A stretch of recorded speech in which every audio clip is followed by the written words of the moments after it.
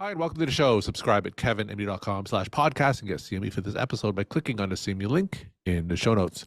Today, we welcome back Diane Shannon. She's an internal medicine physician and physician coach. Today's KevinMD article is Discover the Power of Patience. Diane, welcome back to the show. Thank you, Kevin. It's great to be back. So Diane's been on multiple times. Go to kevinmd.com/podcast to hear her story in prior episodes. But today, let's jump right into your most recent article, Discover the Power of Patience. For those who didn't get a chance to read this one, tell us what it's about. Well, it starts with a story about a butterfly. My cousin had been raising butterflies. This was this past summer, and gave me a chrysalis to bring home and told me what to do with it, which is basically to watch it. And I watched it, and it hatched, and then I was to wait 24 hours and then take it outside and let it go so it could fly over to Mexico and do its usual migration. And it came out, and I was like, oh, this is great. Tomorrow I'm going to let it go. I'm going to take pictures of it. This is amazing. And I take it outside the next day, and I'm like, okay, I have my husband there with his phone ready to videotape this, because I'm sure as soon as I open the cage, it's going to fly out. And we open it and nothing happens. And I'm like, what am I doing wrong? Like, why is he not going? And eventually, I tried to lure him out. It didn't work. And I said, okay, he's not ready. Went back inside, tried again an hour later, it didn't work. And finally, I thought, I have to get back to work. I have meetings coming up, but I really wanted to see this. And I realized as I was doing this that I was trying to rush something. I was rushing a natural process that this butterfly knew far better how much time he needed to go through getting ready to fly. And so I went back into my meeting. When I came back out, he had gone. But it really left this impression on me. How often do I want to skip ahead to the end result and not have that patience to let things play out as they're meant to? So I think that metaphor, that story really resonates with me and a lot of clinicians. We always want to jump to the final product. Sometimes it's hard to let the process, as you say, play out. So through your coaching or experience as physicians, what are some stories where physicians can take the lessons from that story and maybe have more patience in terms of letting things play out? Well, I'll talk about two physicians that I've worked with specifically, and this was specifically around job transition. So being really unhappy where you are, which many physicians are today, and coming and saying, okay, I'm absolutely going to leave. And I've already started looking at job postings, but I'm getting inundated and I'm confused. And I think I want that one, but I'm not, like, is that really what I want? Or is that just going to be jumping from the fire, from the frying pan into the fire? Sure. And I've seen this happen when they jump too soon, and 6 months or 9 months later, they realize that was a mistake, and they're start all over again and make another job transition.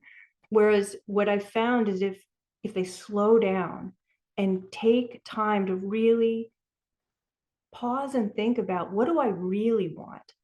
And I have them ask questions. I ask them questions about, what kind of commute do you want? What kind of patient population do you want to work with? Let's write the ideal script first, and then think about deal breakers. So things that if this showed up on a job description, I would not even go. I would not even consider it. And then to kind of flesh that out over time and get more and more specific over time, do some informational interviews with folks, right? Connect on people through LinkedIn and just ask them, where are you? What are you doing? How is it going for you? And as you become more clear, then it's like you can be running towards something instead of running away from it. And just having that clarity makes such a difference. And so those are the examples that come to mind for me and I talked about in the article. But just it can be in those moments. And I remember, because I remember what it felt like when I was thinking about leaving and just so unsure.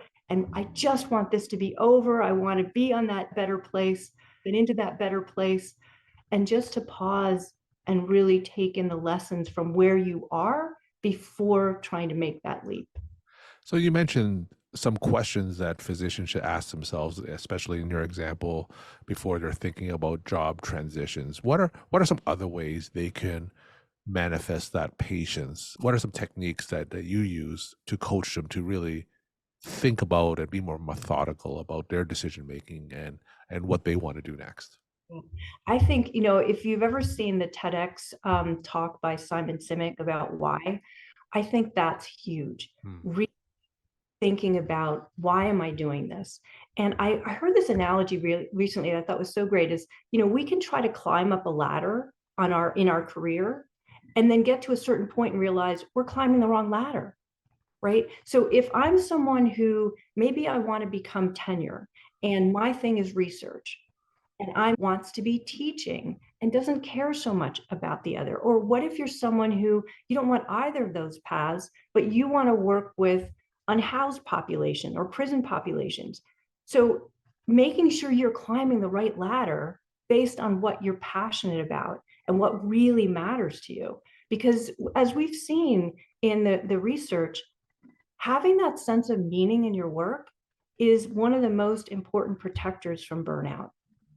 How difficult is it for physicians to have that patience, right? So to take that breath, to ask those questions. Well, I'll speak for myself. I am not a patient person, right? And I think those of us who have gone through the hoops that we have gone through to become physicians are generally people who want to take action. We're self-motivated. And so I think it is challenging for us to slow down.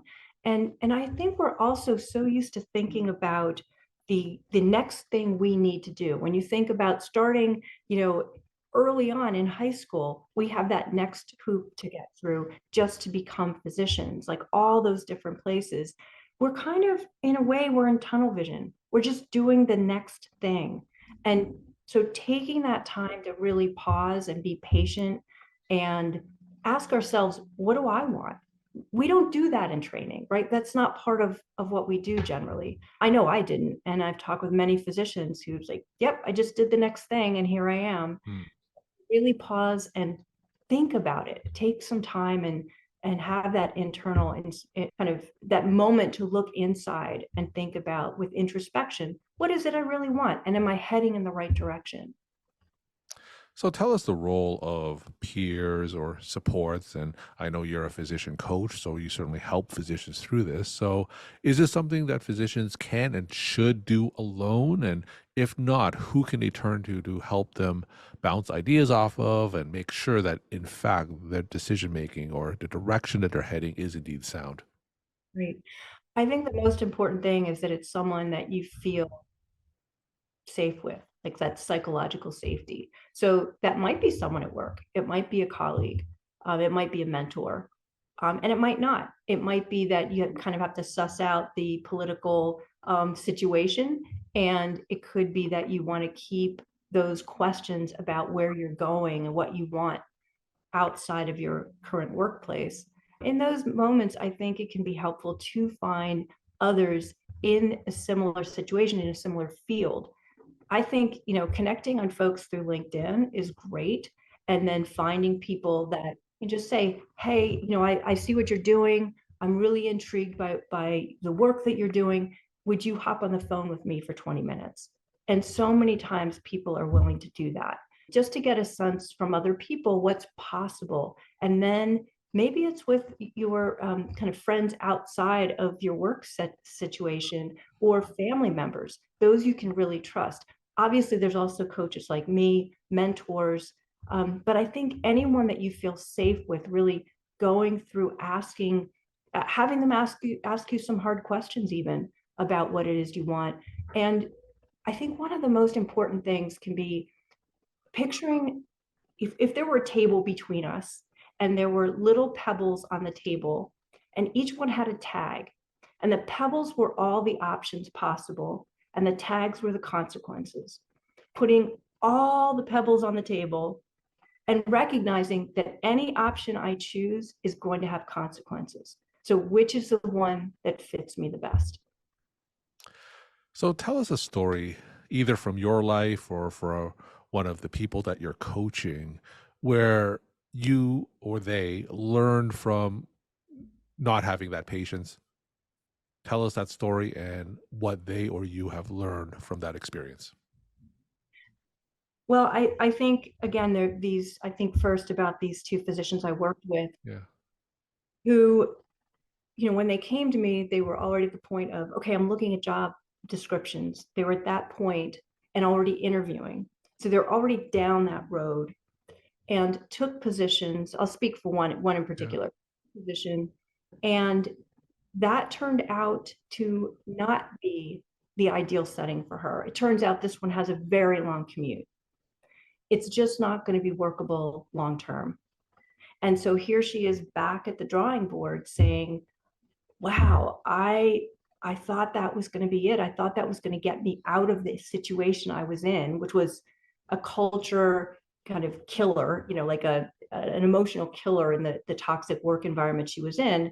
But she's leaped into something that is not going to work long term. So now she's back at the drawing board, and we're starting with, what do you really want? Like, if you were painting the picture, what would it be? You may not get that, but let's start with the ideal, right? And so I think with that example, there's a lot of demoralization and finances, right? Of leaping into something, realizing it's wrong, and then getting yourself out. And depending on your contract, getting out Yeah. could be, right? Now, did she realize that? Did she realize that the decision was too rash? Did she grow and learn from that experience? Yes. And this time she is taking it slower, and she's saying, and we actually just recently talked about a timeline of, okay, if that's when you want to be on to the next job, let's think back about this process. And it's going to be 6-8 months probably, which also gives her time eventually to give notice and give plenty of notice and fulfill her kind of legal obligations for that, but also to give herself time to really think about what she wants and do a search so that she is proactively looking for something versus being bombarded by offers and then having to wade through them, right? So it's also a way of her being empowered and taking the initiative to find what she wants versus reacting to what's thrown at her. We're talking to Diane Shannon. She's an internal medicine physician and physician coach. Today, we're talking about the KevinMD article, Discover the Power of Patience. Diane, as always, will end with some of your take-home messages to the KevinMD audience. Great. Well, I guess I would say, it is hard to have patience, and all of us are striving to move ahead and want to get there faster. If we can, in those times when it really makes a difference, like a job transition, try to slow down, think about our why, what really matters to us, I think we can then end up with a better result. So sometimes by slowing down, we actually get farther ahead. Diane, as always, thank you so much for sharing your perspective and insight. And thanks again for coming back on the show. Thank you, Kevin.